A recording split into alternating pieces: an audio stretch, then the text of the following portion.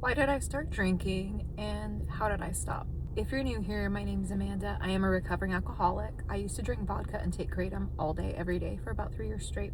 I started drinking in my 30s. I was not one of those people that grew up drinking since I was 12 years old, which I think is why a lot of people have a hard time taking me seriously when I talk about my alcoholism. I started drinking to cope with stress. That's the long and short of it. I have always been a stressed out person. I have always been uncomfortable in my own skin. What was stressing me out? Being alive. That's the most simple way that I can put it. Being alive had become intolerable. Yes, I was having those thoughts, but because of the way that I grew up, I have an immense fear of hell and the afterlife.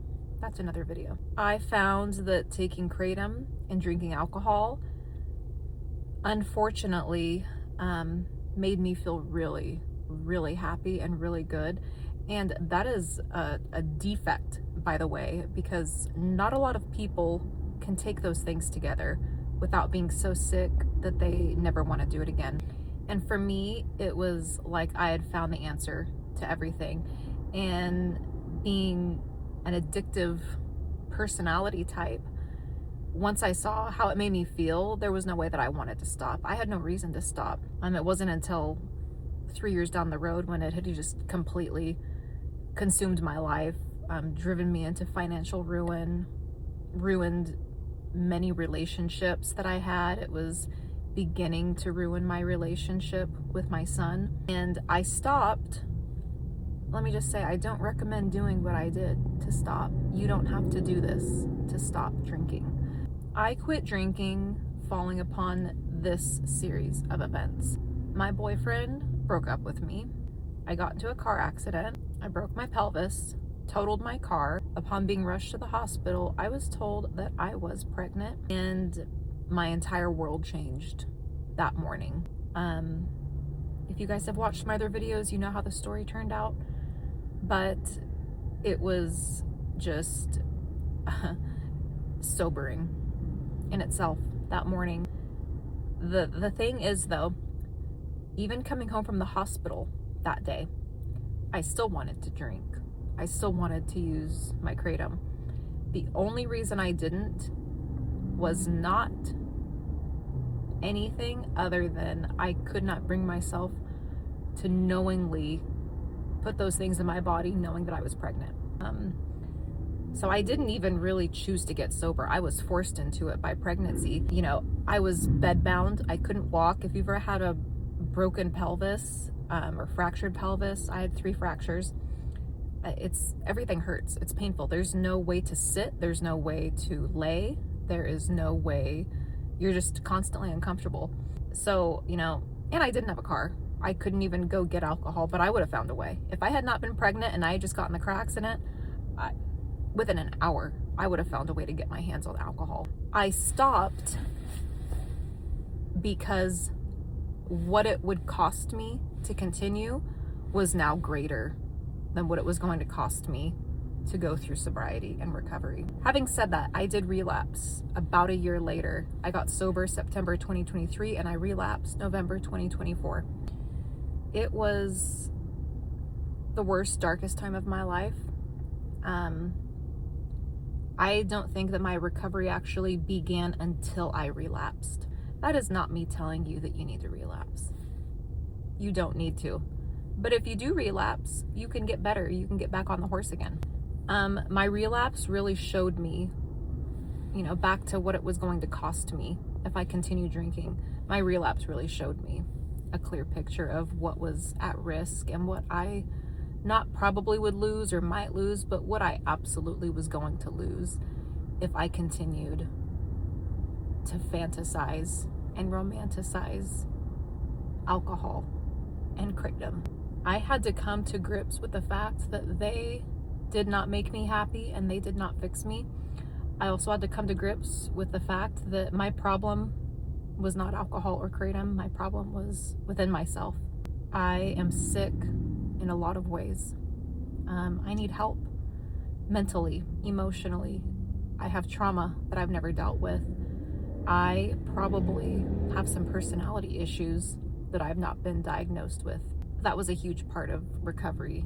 Really, self-acceptance is huge if you're thinking about or really wanting to get sober. You have to accept who you were and who you are.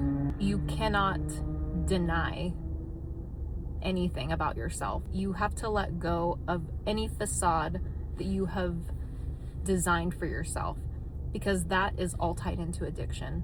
Lying, deceit, not being your true authentic self, all of that is a part of addiction. I don't care what you say, it is. So, you do have to want to quit. You have to want to quit, but there's work. You have to be ready to suffer for a little bit. I see so many posts of people pretending that sobriety is just as fun and exciting and gives you a different kind of buzz as getting drunk does. It doesn't. If it did, nobody would be an alcoholic. Am I happier now in my sobriety and recovery than I ever was in my active addiction? Yes, 100%. But I had to work for it. You really get conditioned when you're an alcoholic or a user of any substance that alters your mind. You really get used to immediate gratification. Being happy, like for me, waking up every morning, happy that I have my family, that I have a warm bed to sleep in, that I have a roof over my head, that I have a job, that I have my health. If you have one of those things, you should be ecstatic. I should have been ecstatic over those things, but I had to relearn all of that with gratitude. That's what's so awful about alcohol, or really anything that alters your mind and your brain chemistry and your dopamine levels, is that it's a cheat. It makes you feel happy for no reason. It makes you feel relaxed for no reason. We are meant to experience stress, fear, anger, sadness appropriately, of course. But to just take all of those things away from the dynamic of your life, yeah, you're gonna have a hard time feeling normal again. But you have to give yourself time. You will feel normal again. You will feel better than normal. You will find yourself getting thrilled over things that you wouldn't have even considered before. I get excited to have a cup of peppermint tea in the evening and watch a scary movie with my fiance. I literally will think about that all day long. Like, I cannot wait to get home and do this. I cannot wait to pick up my kids and hear them laugh. I cannot wait to go to Dunkin' Donuts every Friday morning because my son just is obsessed with their little drinks. I cannot wait to give my daughter her bath because she loves it and she thinks she's a mermaid. I cannot wait to eat whatever it is my fiance cooked for us and watch our show, watch our movie, and just talk shit and be doofuses the entire time. I cannot wait to place this Amazon order filled with $200 worth of shit that I absolutely do not need. Back then, when I was in active alcoholism, you could have told me that I'm going to be dropped off in the middle of the street somewhere with nothing but a bottle of vodka, and that would have made me thrilled. You could have told me that I was going on vacation to the most beautiful place in the world, with an unlimited amount of money, and I could eat anything I want, do whatever I want, except drink. I wouldn't go. I would have chosen to be dropped off somewhere with nothing but a bottle of vodka. That's how sick it makes you. If you are thinking about quitting, if you want to quit, you absolutely can quit, but don't expect immediate gratification. That immediate gratification that you've been experiencing is a fucking lie. That's the addiction love bombing you. You're in a toxic relationship, and at first it's all love bombing. Then you start to see the red flags. That's all that addiction is.